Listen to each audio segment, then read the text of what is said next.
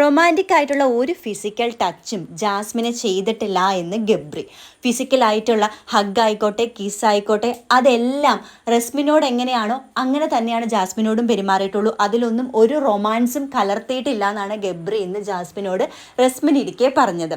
ഇതിനുശേഷം ജാസ്മിനും റസ്മിനും മാറിയിരുന്ന് സംസാരിക്കുന്നുണ്ട്. ജാസ്മിൻ പറയുന്നുണ്ട്, എനിക്ക് ഉത്തരം കിട്ടി, ഞാൻ കാണിച്ചതിനെല്ലാം എനിക്ക് കിട്ടി, അതുപോലെ തന്നെ ഇനി ഗബ്രിയോട് ഫ്രണ്ടായിട്ട് മാത്രമേ ഞാൻ പെരുമാറുകയുള്ളൂ, ഞാൻ പഴയ പോലെ അവനോട് ചിരിക്കും, കളിക്കും, സംസാരിക്കും ഒക്കെ ചെയ്യും, എനിക്ക് അവർ ഇഷ്ടമുണ്ട്, പക്ഷേ ഇനി മുതൽ ഗബ്രി എൻ്റെ ഫ്രണ്ട് ആയിരിക്കുമെന്നും പറയുന്നുണ്ട്. ഇതെല്ലാം പറഞ്ഞതിന് ശേഷം കുറച്ച് കഴിയുമ്പോൾ തന്നെ ഗബ്രി മെന്റലി ഡൗൺ ആകുന്നുണ്ട്, ബാത്റൂമിൽ പോയിരുന്ന് കരയുന്നുണ്ട്. അവസാനം മെഡിക്കൽ റൂമിലേക്ക് ബിഗ് ബോസ് വിളിപ്പിച്ചു.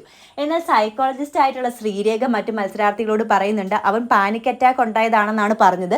പക്ഷെ അവൻ ഒരിക്കലും പാനിക് അറ്റാക്ക് ഉണ്ടായിട്ടില്ല, അവനത് അഭിനയിച്ചതാണ്. അവന് പാനിക് അറ്റാക്ക് ഉണ്ടായതാണെങ്കിൽ അവൻ ഒരിക്കലും പുറത്ത് വന്നതിന് ശേഷം ഇരുന്ന് പാട്ട് പാടാനും റാപ്പ് എഴുതാനും കോൺസെൻട്രേഷനോട് കൂടിയിട്ട് റാപ്പ് എഴുതി, റാപ്പ് പാടി, ഡാൻസ് കളിച്ചു, ഇങ്ങനെയൊന്നും ചെയ്യില്ലായിരുന്നു. അവനിത് അഭിനയിച്ചതാണ്, മെൻ്റലി ഡൗൺ ആയിട്ട് അഭിനയിച്ചതാണെന്നൊക്കെ പറയുന്നുണ്ട്.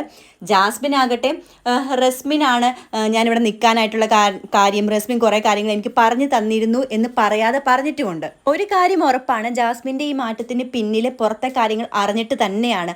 ഇതിനെപ്പറ്റി ലാലേട്ടൻ വരുന്ന ഷോയിൽ ഉറപ്പായിട്ടും ചോദിക്കണം, റസ്മിൻ എന്തെങ്കിലും പറഞ്ഞോ, ടിഷ്യൂ പേപ്പറിൽ എഴുതി കാണിച്ചു എന്ന് ജിൻഡോ പറഞ്ഞത് ശരിയാണോ തെറ്റാണോ എന്ന് ലാലേട്ടൻ ചോദിക്കുമെന്ന് പ്രതീക്ഷിക്കുന്നു. നിങ്ങളുടെ അഭിപ്രായങ്ങൾ കമൻറ്റ് ചെയ്യണേ.